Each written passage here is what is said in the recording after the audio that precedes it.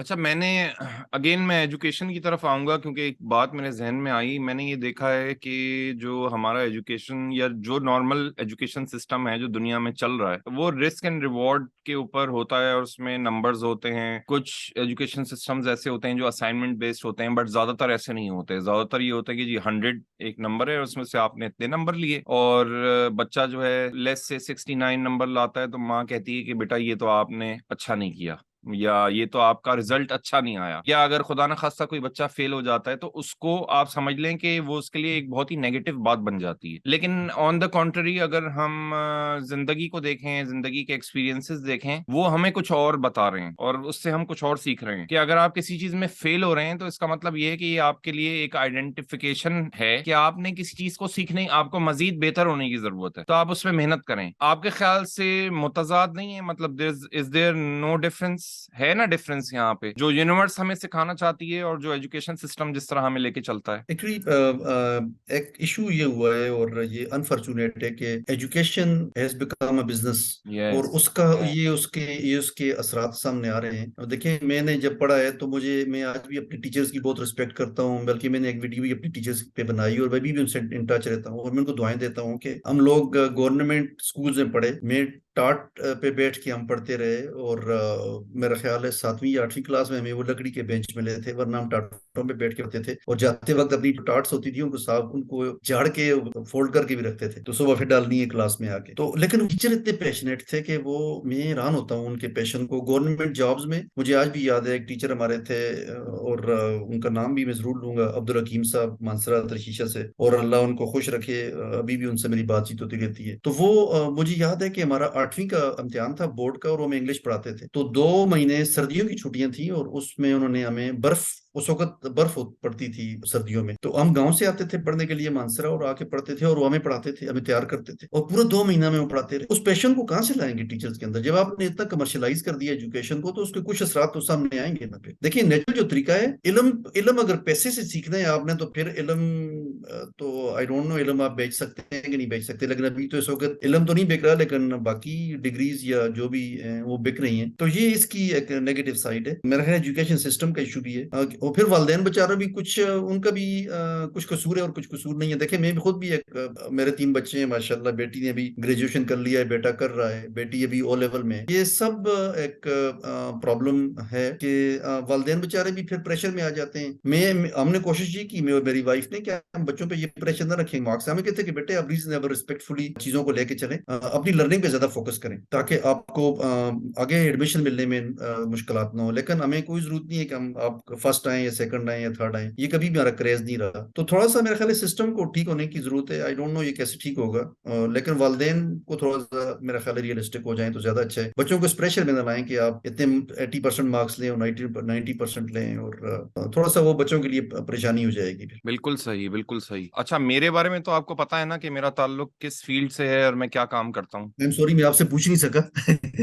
اپنے بارے میں تھوڑا سا بتائیں کہ آپ کا ماشاء اللہ تعلق کہاں سے اور آپ نے میرا تعلق ہے کیا کیا. کراچی پاکستان سے. اچھا, ماشاء اللہ. میں تھوڑا سا اپنی سٹوری ہلکی سی بہت شارٹ میں بتا دیتا ہوں جسٹ فار یو کہ میں نے جی جی میری پرسنالٹی تھوڑی سی ڈفرینٹ ہے. جی جی ڈفرینٹ ان دا سینس کہ میری تھوڑی سی کریٹو پرسنالٹی ہے. مجھے آج بھی یاد ہے کچھ چیزیں ایسی ہوتی ہیں جو آپ کے دماغ میں نقش ہو جاتی ہیں جو آپ بھول نہیں پاتے. تو مجھے یاد ہے, پتہ نہیں KG میں تھے, نرسری میں تھے, اتنی پرانی بات ہے. آرٹ کی کلاس تھی اور آرٹ کی کلاس میں ٹیچر نے اسائنمنٹ دیا کہ یہ اورنج ہے اور اورنج کی آپ نے شیپ بنانی ہے, اور وہ اورنج جو تھا وہ لائک سمجھ لیں کہ پرفیکٹ سرکل کی شیپ میں تھا. اب حیرت کی بات ہے, ٹیچرز ہوتی ہیں وہ آپ کو گائیڈ کر رہی ہوتی ہیں اور آپ کو ہیلپ بھی کر رہی ہوتی ہیں, اور سارے بچے بھی اسٹوڈنٹس, ادھر بھی اسٹوڈنٹس, میرے لیفٹ پہ بھی اسٹوڈنٹس, رائٹ پہ بھی اسٹوڈنٹس. تو انہوں نے ہمیں آرٹ پیپر دیا سب کو اور پینسل دی, مجھے بھی دی. تو اب ٹائم شروع ہو گیا تو ٹیچر نے کہا کہ اب آپ بنانا شروع کریں. ٹھیک ہے, تو اب چھوٹے چھوٹے بچے ہیں, ہینڈ کنٹرول ہوتا ہی نہیں ہے بچے کا. تو میرے ساتھ کچھ عجیب سا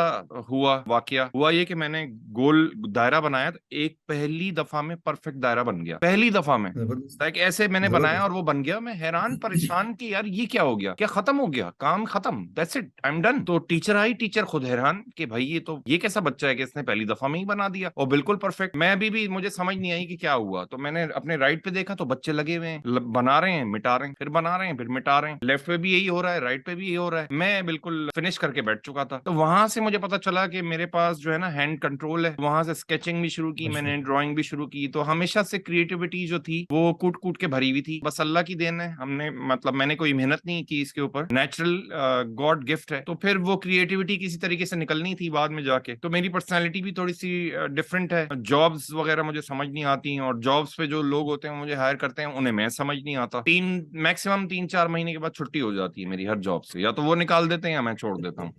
تو تو 2000 مجھے یاد ہے ابھی بھی, 2013 میں نے اپنی پہلی جاب کی, just for the sake of it. مجھے ضرورت نہیں تھی کہ میں جاب کروں, ناٹ فار فائنینسز اور اینی تھنگ, بٹ میں نے جسٹ ٹائم زیادہ تھا میرے پاس, نئی نئی شادی کی تھی میں نے اس ٹائم پہ. تو میری مسز نے مجھے سجیسٹ کیا کہ instead of wasting time you go head and join a job, may be you will grow اور ڈو سم تھنگ. میں نے کہا ٹھیک ہے, پازیٹیو سجیشن ہے. 1 سال میں نے پوری بینک میں جاب کی, اور میری تنخواہ تھی مجھے یاد ہے 22,000 22,000 روپے اچھا. اس وقت. اور 22,000 میں سے 7,000-8,000 پیٹرول پہ خرچ ہو جاتے تھے, باقی کچھ بچتا ہی نہیں تھا. تو میں تو یہ سوچتا رہتا تھا سارا دن کہ یہ اتنی سی سیلری سے ہوگا کیا. اور آپ کو پتا ہے کہ جاب جو ہے ڈیمانڈنگ ہوتی ہے, 9 to 5 منڈے ٹو فرائیڈے. کتنا ٹائم آپ کا لے جا رہی ہے اور ملتا کیا ہے آپ کو, آلموسٹ نتھنگ. اگر فائنینشیل ریوارڈ کی بات کریں تو وہ کریٹیوٹی جو تھی اندر وہ تو کوٹ کوٹ کے بھری ہوئی تھی. پھر کافی مشورہ کیا, اپنے آپ سے بات کی, پھر میں نے کیمرہ خریدا پہلی دفعہ 2014 میں, اور وہاں سے میں اچھا. نے اپنا پروفیشنل فوٹوگرافی کا سفر شروع کیا. اور پھر جنرل فوٹوگرافی کی, ہر چیز کی فوٹوگرافی ہو رہی ہے. پھر میں ویڈنگ میں چلا گیا. اس کے بعد پھر مجھے فائنلی ریئلائز ہوا کہ نہیں, wedding is not my thing, مجھے پروڈکٹ میں اسپیشلائز کرنا چاہیے. تو آج جو ہے میں پروڈکٹ اسپیشلسٹ ہوں. اور فوٹوگرافی پھر جیسے جیسے آپ کو ایشوز آتے جاتے ہیں, آپ کلائنٹس کو ڈیل کرتے ہیں, ہینڈل کرتے ہیں. تو کلائنٹ, اب جیسے ایک کلائنٹ ہے امریکہ میں بیٹھا ہوا ہے, وہ کہہ رہا ہے جی میرا یہ پروڈکٹ ہے, لیٹس سے یہ پروڈکٹ ہے میرا, بٹ یہ میری انوینٹری ختم ہو گئی ہے, اب مجھے اس کی تصویریں چاہیے. اب یہ ایک پرابلم ہے, ایک جینون پرابلم ہے. تو وہاں سے انٹروڈکشن مجھے ملا 3D پروڈکٹ رینڈرز کا, کہ 3D کیا چیز ہوتی ہے. ماشاء تو میں اللہ. نے 3D سیکھنا شروع کیا. میری اسپیشلائزیشن جو ہے وہ فوٹوگرافی اور میڈیا سے میرا تعلق ہے, اور میں 2014 سے پروفیشنلی کر رہا ہوں. یہ ایک بہت بڑی ریزن ہے, بیکاز ایک کلائنٹ ڈیلنگ کا ایکسپیرینس ہے میرے پاس. پھر مجھے پتا ہے کہ آپ ہاتھ بھی بہت زیادہ تیز ہے, بیکاز ایئرز آف ایکسپیرینس. تو میرا تعلق بیسکلی میڈیا سے ہے. تو میرا جو بہت اچھا. رجحان ہے یوٹیوب کی طرف وہ اسی وجہ سے, بیکاز میں نے ویڈیوز بھی بہت بنائی ہیں, ایڈیٹنگ بھی آتی ہے, ساری چیزیں آتی ہیں. تو اس طریقے سے کام چلتا رہتا ہے. بٹ یوٹیوب ایک بہت امیزنگ جرنی ہے, باقاعدہ ایک جرنی ہے جو آپ کو بتاتی ہے کہ آپ نے کیا کرنا ہے, کہاں آپ غلط ہیں, تھمبنیل کو صحیح کریں, اپنی آڈینس ریٹینشن کو ٹھیک کریں. اس سے پہلے کہ ہم ویڈیو کو ختم کریں, کوئی لاسٹ کلوزنگ ورڈز آپ کہنا چاہیں گے, یا بچوں کو کوئی مشورہ دینا چاہیں گے؟ اس سے پہلے کہ ہم ختم کریں, میں آپ سے یہ پوچھوں گا کہ آپ کا یہ جو جرنی ہے امیزون کا اور یوٹیوب کا, کیا آپ کی موٹیویشن کیا ہے, اور کیسے, how do you feel about it. میں یہ پوچھنا چاہتا ہوں آپ کا جو جرنی ہے یوٹیوب پہ اور خاص کر امیزون کا بھی, تھوڑا اس بارے میں اپنا بتائیں کہ آپ کی موٹیویشن اس کے لیے کچھ تو آپ نے بتایا ہے, اور ابھی how do you remain being persistent, اور آپ کی بیسک موٹیویشن کیا ہے, خاص کر یوٹیوب پہ بھی اور امیزون تو چلے میں سمجھ سکتا ہوں آپ کا ایک بزنس بھی ہے, سورس آف انکم بھی ہے, لیکن یوٹیوب کا بھی ذرا مجھے بتائیے گا. اصل میں ایسے ہے کہ میں نے بہت سارے غلط ڈیسیجن لیے اپنی زندگی میں ان دا پاسٹ. اس کی وجہ یہ تھی کہ ایکسپیرینس نہیں تھا, اور بھی بہت ساری وجوہات تھیں. ایک بہت بڑی وجہ یہ تھی کہ میرے I was my father's last child. میں اپنے بہن بھائیوں میں سب سے چھوٹا ہوں. کی وجہ سے میں اوور پروٹیکٹڈ رہا. میرے فادر نے مجھے بہت اوور پروٹیکٹ کیا, انہوں نے مجھے ایکسپوجر لاڈلے تھے آپ؟ اپنے والد صاحب کا, yes, but not for everyone, سب کے لیے نہیں تھا. بٹ اوور پروٹیکشن کی وجہ سے مجھے ایکسپوجر نہیں ملا جس طرح مجھے ملنا چاہیے تھا. تو وہ ایکسپوجر نہ ملنے کی وجہ سے جو ایکسپیرینس گین ہونا چاہیے تھا وہ نہیں ہوا. اس کی وجہ سے رسک میں نے زیادہ لیا. میں نے انویسٹمنٹس کی, اسٹاک مارکیٹ میں انویسٹمنٹ کی جو کہ غلط انویسٹمنٹ تھی, تو اس کی وجہ سے مجھے کافی لاس ہوا. اس کے بعد کچھ بزنس وینچرز میں نے شروع کیے جو کہ مجھے شاید نہیں کرنے چاہیے تھے, ان میں مجھے لاس ہوا. تو لاس کرتے کرتے میں کافی سال پیچھے چلا گیا. تو اس کے بعد پھر ایک ایسی سچویشن ڈیولپ ہو گئی کہ کچھ بھی نہیں تھا ہاتھ میں, اور سمجھ نہیں آ رہا تھا کہ اب کیا کیا جائے یا کیا نہیں کیا کیا جائے تو چلے پھر غلط انویسٹمنٹس کرنے کی وجہ سے کافی سارا لاس اٹھانے کی وجہ سے پھر مجھے سوچنا پڑا کہ اب مجھے کیا کرنا چاہیے اور کوئی گائیڈنس نہیں مجھے مل رہی تھی ایون دو میرے پاس اسکل آلریڈی موجود تھی فوٹوگرافی مجھے آتی تھی ویڈیوگرافی مجھے آتی تھی بٹ آپ کو پتا ہے کہ مارکیٹنگ کرنا اور کلائنٹس کو ڈھونڈنا ایک بہت مشکل کام ہوتا ہے وہ اتنا آسان نہیں ہوتا دوسری بات یہ کہ کریٹو لوگ جو ہوتے ہیں وہ طبیعت ان کی جو ہوتی ہے نا وہ مطلب جیسے کہ سنی بھائی کہتے ہیں bottom liner and fine liner تو کریٹو لوگ جو ہوتے ہیں وہ فائن لائنر زیادہ ہوتے ہیں اور باٹم لائننگ نہیں ہوتی ان کے اندر وہ کلائنٹ سے کس طریقے سے بات کرنی ہے کلائنٹس کو کہاں سے ڈھونڈنا ہے کلائنٹ کو پچ کیسے کرنا ہے یہ ساری چیزیں ان کے لیے بہت پرابلمٹک ہو جاتی ہیں تو میں نے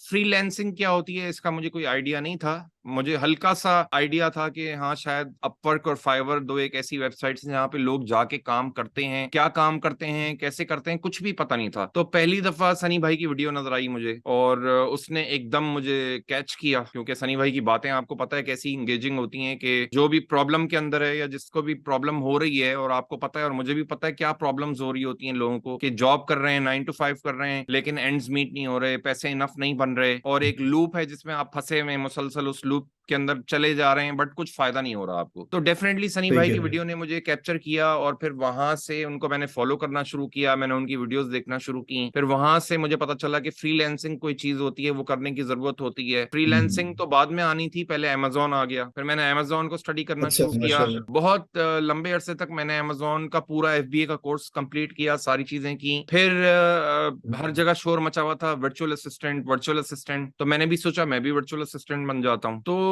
ورچوئل اسسٹنٹ بنتے بنتے پھر شاپیفائی کا بھی ایکسپیرینس تھا کیونکہ ڈیزائن اور فوٹوشاپ اور فوٹوگرافی تو مجھے آتی تھی تو وہ اس کا ساتھ ساتھ چل رہا تھا معاملہ تھوڑا بہت تو میں نے ورچوئل اسسٹنٹس کی فارچونیٹلی اور انفارچونیٹلی آپ کہیں میری خوش قسمتی ہے کہ مجھے بہت ہی عجیب سے کلائنٹ مل گئے پہلی دفعہ میں ہی اچھا کلائنٹ عجیب سے ایسے تھے کہ دیسی جو کلائنٹ ہوتا ہے وہ دیسی کلائنٹ ہوتا ہے چاہے وہ کینیڈا میں ہو چاہے وہ US میں ہو چاہے وہ سوئٹزرلینڈ میں ہو اگر وہ دیسی ہے تو اس کا مائنڈ سیٹ دیسی ہے کیونکہ it's all about mindset at the end of the day شروع میں تو کوئی پرابلم نہیں ہوئی شروع میں سب کچھ اسموتھ چلتا رہا کیونکہ دیکھیں میں تو ورچوئل اسسٹنٹ بن رہا تھا میں کوئی منجھا ہوا ورچوئل اسسٹنٹ نہیں تھا جیسے جیسے وقت گزر رہا تھا میں بھی چیزیں سیکھ رہا تھا تو پھر کلائنٹس کی ڈیمانڈز جو ہیں وہ بڑھتی چلی گئیں اور کلائنٹس کا بیہیویئر جو ہے وہ چینج ہونا شروع ہو گیا سلولی اینڈ گریجولی اور فائنلی میں نے یہ نوٹس کیا کہ یہاں پہ وہی چیز مجھے نظر آ رہی ہے جو ایک جاب کے اندر ہوتی ہے کہ جاب میں یہ ہوتا ہے کہ آپ کو سیلری دی جا رہی ہے اور پھر باس ایٹیٹیوڈ ہو جاتا ہے باس کا اور وہ کہتا ہے کہ اب میں نے چونکہ کہ آپ کو ہائر کر لیا ہے خدا نخواستہ ایسے جیسے میں آپ کو خرید چکا ہوں اور اب آپ نے سانس بھی میرے طریقے سے لینی ہے